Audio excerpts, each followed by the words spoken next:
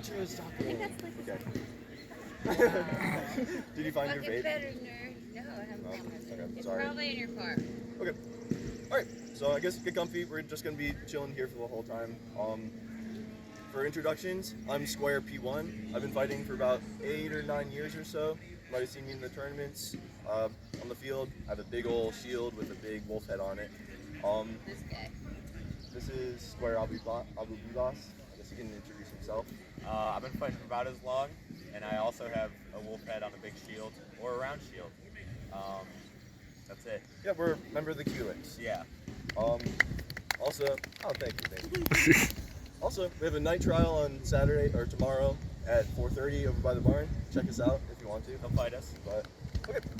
So, today, it's not so much class where we're going to be talking about any specific style or any set of techniques that will help you win, but rather a bunch of concepts that are kind of overarching to all styles. And really, in a nutshell, we're trying to give you a set of structured tools that will help you understand what you're looking at when you're fighting. Both fighting and bodies are pretty complex. There's lots of stuff moving, lots of motion, lots of stuff that you can just get overwhelmed with. So the goal here is to reduce that amount of information and simplify things. So at a glance, you can pinpoint what's important, what just happened, and exactly why you lost, or you won, or what you could do better. These tools in particular will be useful for critiquing your own techniques, developing new techniques or shots, and I think most importantly, doing video review or analysis of your own fighting so that you can learn from every fight. It's all going to be different, but these concepts will apply to anything that you do. Also, give me a heads up if any of this duct tape falls off real quick. But, so today we'll be covering a few fundamental basics of body mechanics, body positioning, and the name, like the name suggests, combat anatomy, is all focused on the human body, which is common to everyone. So, first off, we'll be talking about what's the first way that we can simplify all the complexities of the human body in a way that we can just tell what's going on in a single glance. So, as you can see, I have some duct tape marked on my body. What we choose to use for this model is the parts of your body that move. Where does motion occur in the body? That's all we care about, and if we can choose as few points on the body to look at to determine that overall motion, that's what we're going to do. So, what we have here are joints. Those are the orange duct tapes. So, we're looking at the shoulders, elbows, and then wrists, hips, knees, and the ankles or feet. The reason we choose the joints is because these are the extremities of motion, right? Your bones aren't going to bend or twist. Well, they'll twist, we'll talk about that in a second. Your bones aren't bending. The only parts that bend are the joints. Those are the points that move around in space. All the information that you can get from a body can be ascertained from 2 points. You know everything that's going on between them. So first off, we're going to focus on the position of these joints. The second thing for our model is building a very simplified skeleton. So by connecting all these joints with the gray duct tape, this is our skeleton or stick figure that we're going to be using to analyze the geometry of fighting. So you can see, unlike a lot of stick figures where you just have 2 arms coming off the torso, we're making a point to connect the 2 shoulders on top here. So we have like a chest bone, the spine, and hip bone, and then you kind of get the idea with the arms and legs. Make sense so far? Yeah. Cool. So to break this down, we're going to talk about what types of motion actually occur in this stick figure, right? So there's 2 things that each of these joints and bones do, and the combination of those 2 things can describe pretty much all the motion that you need to be concerned with for fighting, at least when you're getting started out, like breaking stuff down like this. So joints, these points in orange, they just hinge or bend. Some joints can bend in 2 directions, like the wrist or the shoulder. And even though human anatomy, it's not really just like a door hinge. You can think of it as that, and a combination of any directions of hinging thereof describes the motion of that joint. Other points, like the elbow and knees, really just hinge in one direction, so it's a lot simpler. But does that make sense to everyone? Orange points, they bend. The other motion that we're going to be concerned with is a rotation along a line between two joints. So we can look at the forearm, right? This isn't the only type of motion we can do. We can also rotate along this line here. So this rotation will make up a lot of like funky stuff that we'll talk about in a second. But you can apply that to any one of these lines on our stick figure. So we can rotate the whole arm from the shoulder, just the forearm. We can rotate along our spine. And we can rotate from our hips to our thighs. Does that make sense? Any other thoughts? I think that pretty much covers it as far as motion of our stick figure. What's up, Shui?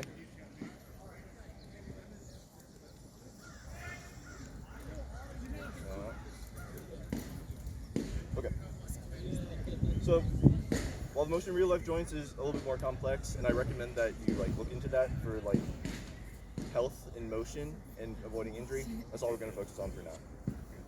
The next general concept that we're going to talk about before we get into the real nitty-gritty about what happens at each of these positions, or joints and bones, is what we're being called, joints or lines, joints and bones, is the idea of basic body mechanics or power generation. So using our model, how can we think about how power is generated? We already talked about the two types of motion. Any type of power is going to be derived from that motion occurring at these joints and lines, right? You can't have a shot without motion. In general, the more of your body that you use to produce a shot, the more powerful it will be, right? So we can use one joint here and just flex the wrist, or I can use 3 joints, use the whole arm, or I can try to use every single one of these points on my body, every single one of these bones on the body, and hit harder. People will talk about losing my tape, thank you. People will be talking about incorporating your hips in the movement, or using your body or whatever. When we talk about each one of these joints, we'll be able to tell you exactly what type of motion needs to be required at those points in the body to generate that power. Does that make sense? So overall, the more points are moving in a shot, the stronger it will be, the easier it will be to initiate, and the healthier it will be for you to use that motion, because you're not relying on the smallest, weakest points of your body to make big things happen. Pardon. So, looks like that's it. Oh, another way to generate power is the aggregate motion of the entire body, right? So, if I'm just running at Johnny really fast and stab him, you can also do that. That's outside the scope of this class. If you want to practice on your own, that also comes into play. You're stepping to the side, whatever. Not so much what we're focused with. Okay. And then I think the last concept that we will talk about before we go through each of these joints is, okay, we've established how these points move. We've established what really generates motion. How do we know what type of motion is about to occur from a specific point in time, right? So if we're watching a video and you pause it and you're watching 2 fighters fight, there's no motion at all. You can't tell which direction they're currently moving, but there's a lot of information that can show you what direction they will move.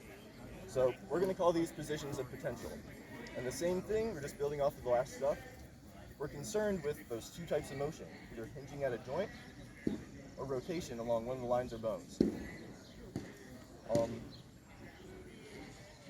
We'll get into the specifics of each joint with this position of potential, but the idea is if stuff is already moved to the furthest range of motion that it can, you're not going to be able to swing very hard or move very much, right? My arm's already extended.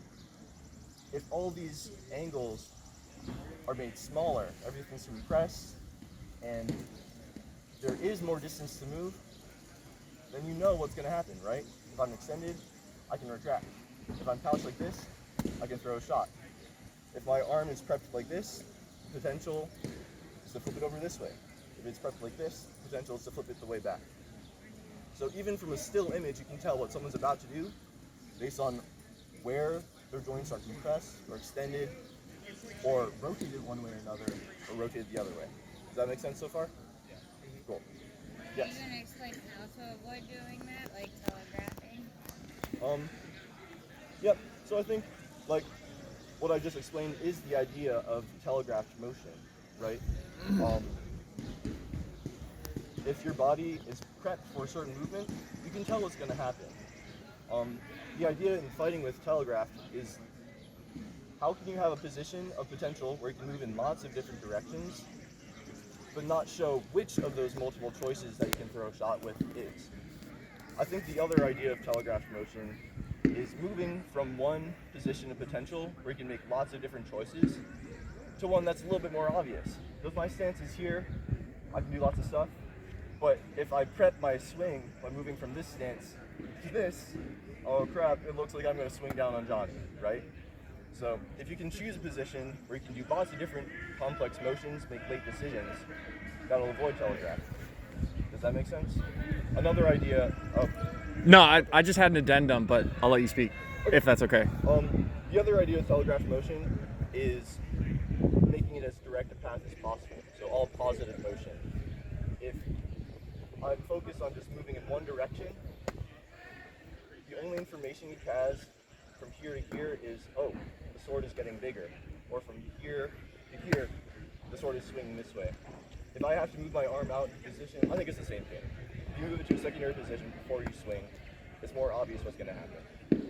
Faolan, yeah? So to an addendum to that, and kind of what he was hitting on with the second piece there, is that a lot of what you want to do to avoid telegraphing is generating power and putting your stick in a position where you can initiate a shot without actually committing to a shot, right? And so that's a lot of where we think about telegraphing coming from, is your stick is in a position as you're generating power that you cannot change to a different shot. Right? But your joints only move in so many ways. Like if my arm is bent, I have to unbend it to throw a shot. So like you can't beat the body mechanics. It's all about positioning. Sorry. Yep. Yeah, absolutely. Okay. And actually, I lied. There's one more concept we're going to talk about before we really move into the movement of all these joints in particular. And this is the sphere of range, or like, what can you hit from where you stand at any given point.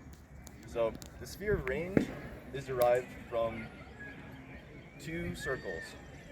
Let's look at the tip of my sword, right?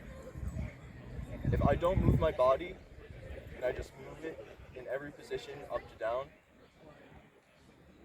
the arc is part of a circle, right? You can everyone see that? Cool. So this is a circle on the vertical plane. And we can describe that as my range from the profile view. I can hit everything up to the tip of my sword, and theoretically everything within that circle, right? By contorting my body in various different ways. Does that make sense? The same thing applies side to side, right? So I'm tracing another circle in this horizontal plane. I can hit everything from the tip of my sword back to my body. If we combine every different possible rotation of that horizontal plane up to the vertical plane, all of a sudden we get a sphere, right? Does that make sense?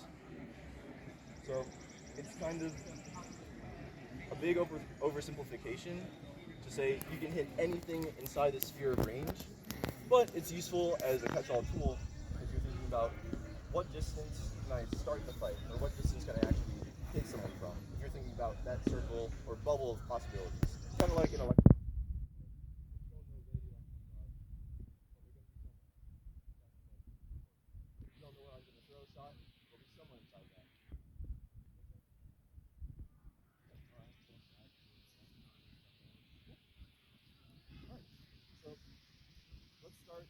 Let's piggyback off of that sphere of range concept. So the sphere of range, if I'm not moving my body at all, except for my arm, you can see that the center of that sphere is my shoulder, right?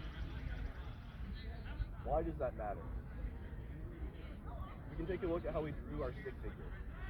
The shoulder is not centered in the middle of your body, right? It's actually offset. Let's try a little bit of an angle like this. So if Johnny and I, Abu and I are standing shoulder to shoulder, our shoulders are lined up on this side and this side, right? Can you guys see? Is this bad view? Okay. My circle of range, the longest distance that I can touch straight out from my body is right in front of my shoulder, right? That makes sense. That's a good circle. If I don't move my body at all and I'm trying to swing on his other shoulder, I'm missing his shoulder, right? The further over to one side or the other, I lose distance from him to me. This is important, right? Because we're not always just fighting at someone's shoulder. We're trying to throw chops across, right? Anything where you're throwing not directly in front of you, you're going to lose range. You have to be closer. This is kind of like a matter of millimeters, right? But if you fought before, you know that's the difference between getting hit or not getting hit. When we talk about the rest of these joints, we're going to be talking about, and the sphere of range, we're going to be talking about the movement of that shoulder joint as the way to determine where does a range start and where does it end. It's not just a bubble around you, it's centered on the shoulder. That's very important. Make sense? Yeah. Okay. Cool. So let's move down the arm. A lot of fighting, like the fastest moving parts in fight, are really the stick, the hand, the elbow, the shoulder. This is not stuff that you're going to be able to see in the moment, but maybe until you get like pretty good. But it will become apparent if you pause videos, like, and see what people are doing with shots. We've already talked about max range shots, right? With the sphere range. Now we're going to talk about what happens in between.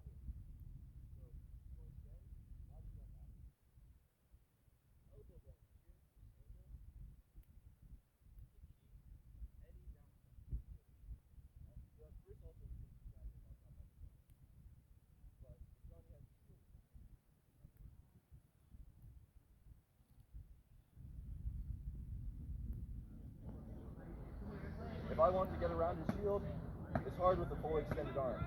If I'm in close, and I bend my elbow to get around him, I can circumvent anything that's in between my sword and hips. Does that make sense? So this elbow bend, this angle, what happens when you're trying to get around something, right?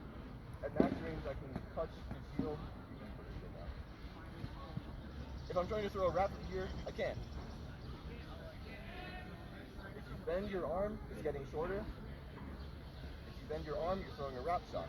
If you're throwing a wrap shot, you have to be closer because you have shorter range. Does that make sense? So now we're talking about the different levels of the sphere of range. At this range, I'm worried about long range snipes, right? Full extended. As I get closer, I'm worried about wrap shots. The context of the fight changes based on how close we are. All of a sudden, I'm worried about stuff that's coming from different angles, not just in front of me. But at least you don't have to worry about that shit when you're back here. Does that make sense? So as you get closer and further away from an opponent, the types of shots that you have to defend from change. Wraps are kind of a complicated thing, so I'll leave like dissecting that as an exercise to you guys. That's the gist of it, right? You bend the arm, you get around the stuff in the middle, and then play around with it. Now, if we move on to the last joint in the arm, the wrist, right? Same deal with the elbow, the wrist can bend. This isn't really a super healthy motion to swing with your wrists a lot. Lots of fighters recommend keeping your wrist in a neutral position and just using your elbow and other body parts to throw wraps. But the grip that you have, right, from your wrist to your sword, that also makes an angle. You can throw wrap shots with this angle. So that's something to be concerned about as well. So the deeper your wrist, your grip, like a hammer grip, the shorter this angle is. And theoretically, the deeper wrap you can get, but the closer you have to be. The more you move out to like a saber grip, the more range you might have from your neutral stance, the less you're able to wrap. We already talked about the forearm rotation here, but I'd say past the elbow, the forearm rotation is really the key to throwing wraps, utilizing this wrist angle, right? by rotating this bone here. You can see this angle comes up and over. If there's a shield in the way, that's how you get over it, right? So for the back half of the arm, we're worried about the elbow position. For the front half, gaps are occurring from the rotation of the forearm. Any questions so far, or does that all make sense? Yeah, Reba. Yeah, if you can hear me say, if you can get your wrist past the shield, you can hit him, right? So that's the need of the angle here. Yeah, Nikki? So I do sideways one, and I can still get wrap shots, but I roll the pommel in my glove. Like, I roll it, like, that's why I like the sphere ones instead of the ones that David uses. That Like holding the pommel in your hand like this? Like, no, so like, I hold it like this, and when I wrap shot, like, I'm like this, it rolls, like, the sword itself rolls in my hand. Yeah, so I think that feeling of the sword rolling in your hand like this is actually the combination of your wrist flexing and extending while you rotate the forearm. So it's actually just like a complex movement. A little bit of wrist movement is okay. You can do all sorts of useful stuff. Exercise for a different time outside the stimulus class. Okay. Before we, sorry, I'm falling apart here. Before we move on to the rest of the body, let's talk a little bit more about the sphere of range. There's two sides of it, right? There's the offensive side. What can I hit when I'm lined up against Abu, right? Anything inside my sphere of range. Then there's the defensive side, and I think there's two aspects to this. One, the obvious thing, right? What can he hit from his sphere of range, and what parts of my body are inside that? The other element, since this isn't just boxing, is equipment. We can put stuff in the way of his sphere of range. So now all of a sudden, we're not just worried about being close or far away from him, which can be good in single blue, and range control just by movement is very useful. But we're also worried about putting our equipment in the path of his attacks. So this piggybacks off of like what I was just saying. At max range, right? He's throwing a straight shot. I'm just worried about this stuff.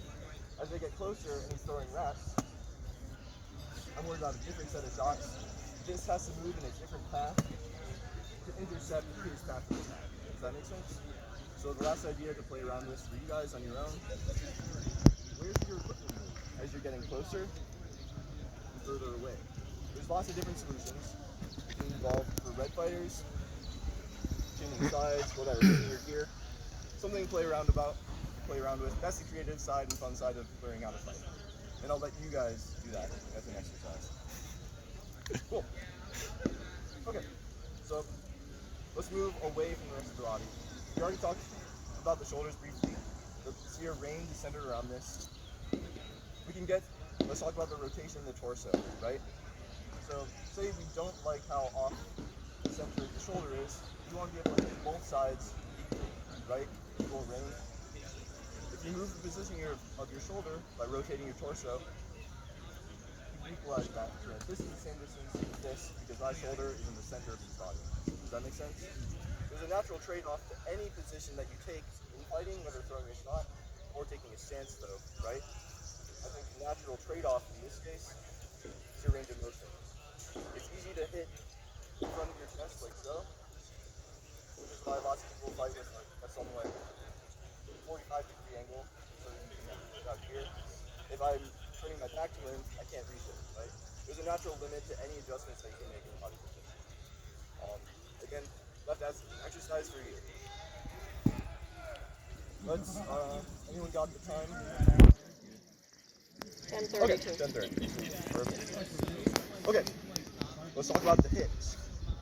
So, the hips, again, take notice. Unlike some stick figures, they don't just come out from the middle of the body.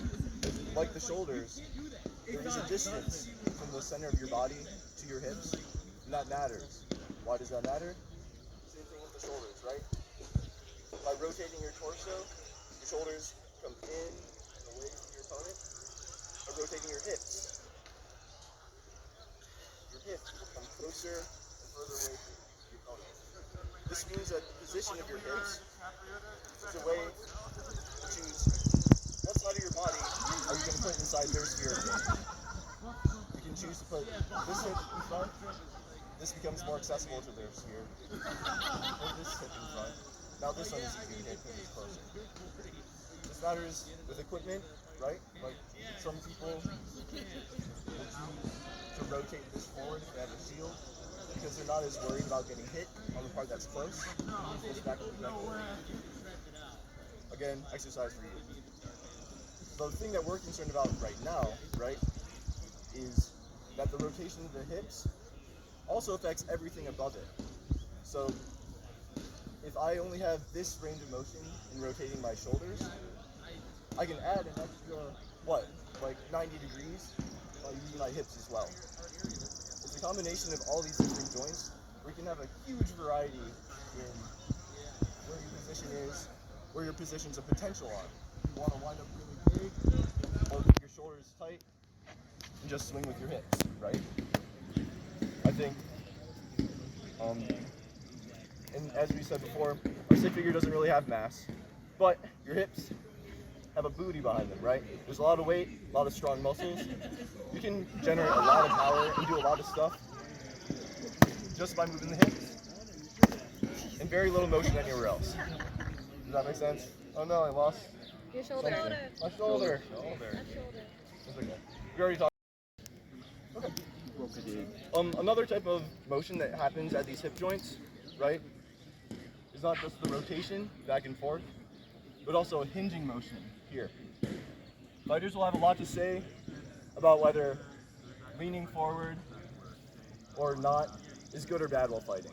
I think there's trade-offs, and we can talk about the sphere range and stuff to kind of dissect that. If I bend my hips like so and move my upper body here, I'm doing two things, right? I'm taking my hips and moving them away from his sphere of range.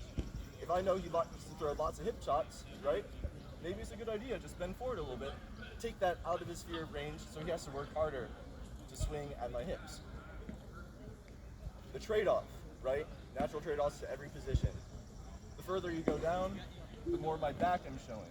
The same way that your chest, you have greater range to move and defend in front of you, it's hard to move and defend behind your back. You can see this at the extremes of the motion. It's very difficult for me to block shit up here, and easy for me to block shit when I'm here. But it's a potential tool in your arsenal. I do believe that there's a moment for every technique. Sometimes people say it's gambling and it's too much. Maybe true. It's dependent on your style. I think another advantage to being willing to hinge your hips or bend forward is that adds another component of movement to your shots, right? So I can swing pretty fast here. If I lean forward, it's that motion plus this motion here. A really good fighter that does this a lot is Sir David, if you know him. I think if you want to gamble with bringing your hips forward and body forward, it lends itself to a style with a longer weapon or range where you don't have to worry as much about them countering you. Exercise for a different time. But no reason to discount it if your body can do it, right? Okay. Any other questions so far? Or any thoughts, suggestions? Cool. Let's talk about the knees next. So, first, we'll talk about the sphere of range, right? Still, originating from the shoulder. We have extra movement here, but for the rest of these exercises, we'll assume an upright torso. Since our sphere of range, the edge of this is a circle, right? Same deal. The longest point that I can reach is right in front of my shoulder, at the edge of the circle. If I try to swing at his legs, I need to be closer, right? Using vertical motion in the rest of your body that moves the sphere of range is a way to circumvent this. I don't have to get as close to hit this if I choose to just lower my plane, right? So now I can hit his hips at the same range that I can just hit his shoulders a second before. Does that make sense? So I just bring the edge of that circle down. This is very useful because it's a subtle change. It's not a lot of motion happening in your body, but it totally changes which quadrant or like areas that you can target. Anything else for that? Oh yeah. The next thing that happens below the hips, from the hips to the knees, is the rotation of the legs. Why does this matter? Your knees are a joint that only bend in one direction, right? So unlike the shoulder, it can only move back and forth. If both of my feet are rotated forward, it's easy to move forward and back. It's a little bit more awkward to move side to side, right? This is why, like in fencing, they'll recommend turning this back leg out. So you have one leg that has a component of sideways motion, step to the side, back, because your knee bends in that direction. There's pros and cons to everything. Again, with this, I'd say, well, I don't know if there's many cons to having this leg turned out. It gives you better balance, being able to hold yourself in two directions. It's very useful. But if you play around with it, see what happens if you turn both legs forward. What can you do better like this that you can't do like this? I don't know. Exercise with the audience again. Any other thoughts about the knees? Okay. The last thing we'll talk about today is the feet. People talk about footwork. What is good footwork, bad footwork? Who knows? Let's see if we can use our model to figure it out. The feet are the main thing that move your sphere of range around, right? I can't hit Johnny here. Abubibas, sorry. Here. If I move my feet, he's in my sphere of range and I get in him, right? Obviously, your feet are what move you around. There's also the positions of potential that we talked about, right? This, in particular with the feet, is the distance between the two of them, right? If my feet are already spread apart as far as they can go, it's hard to take a step. I can't really move as much. The closer my feet are together, the more distance I have to move and do an attack, if that makes sense. So, the further apart your feet, the less potential you have to move.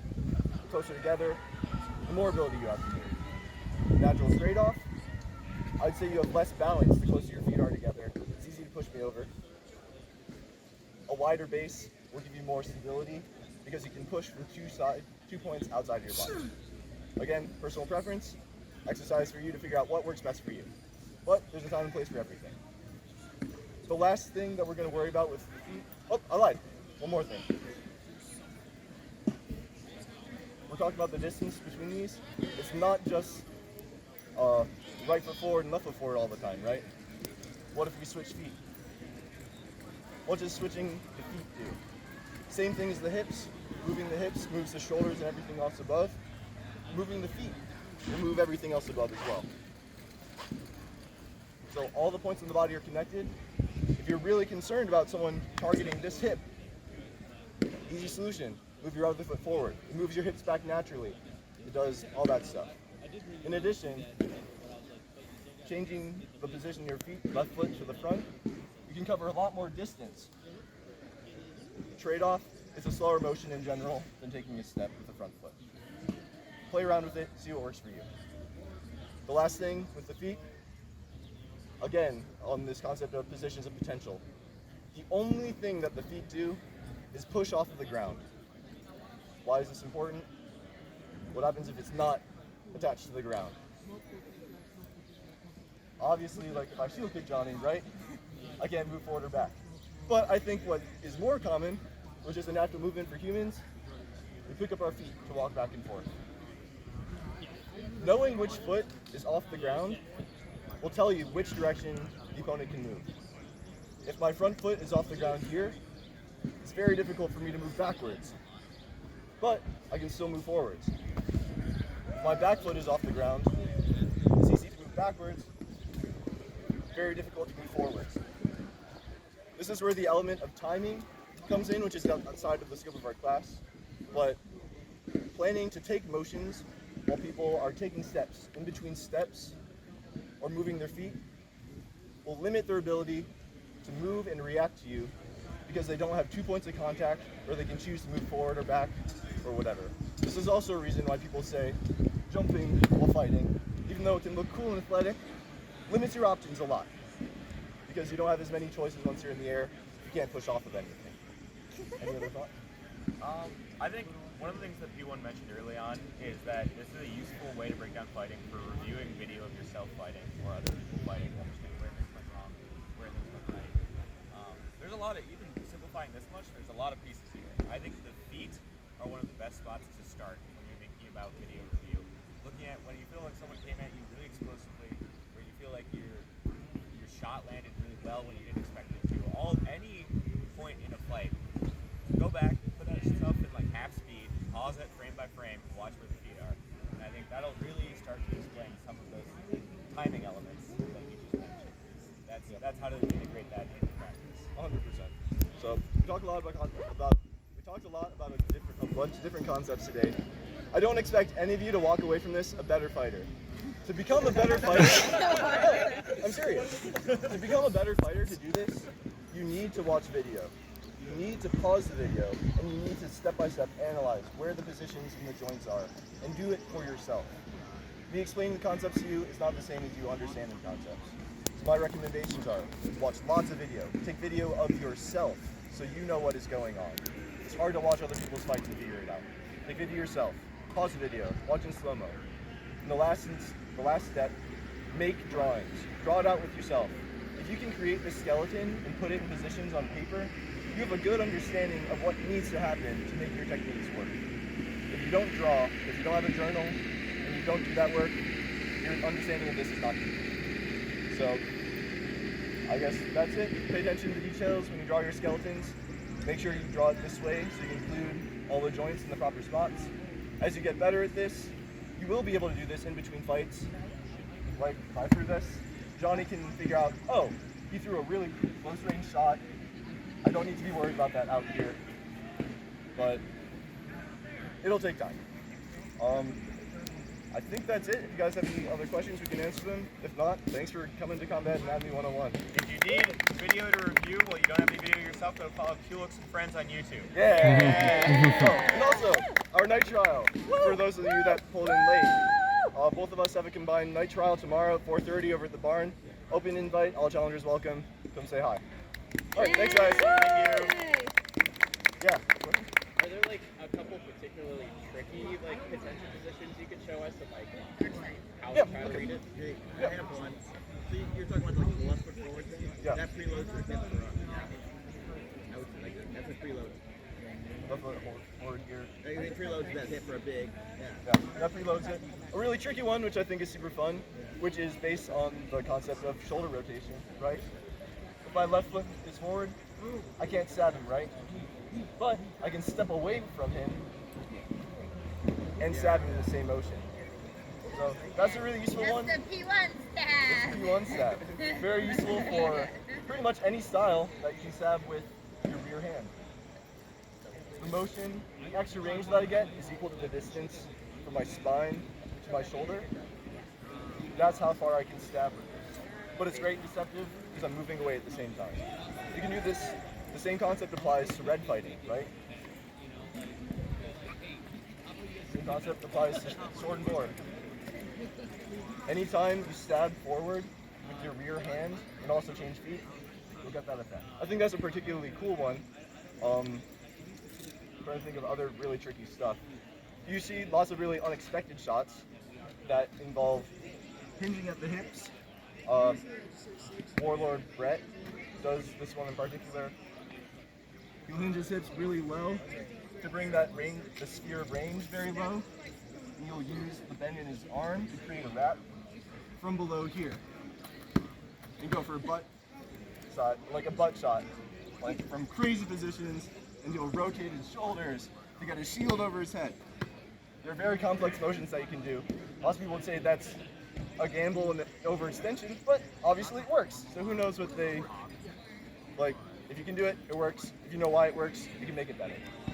Anything else? Cool, all right, thanks guys. Thank you. Thank you.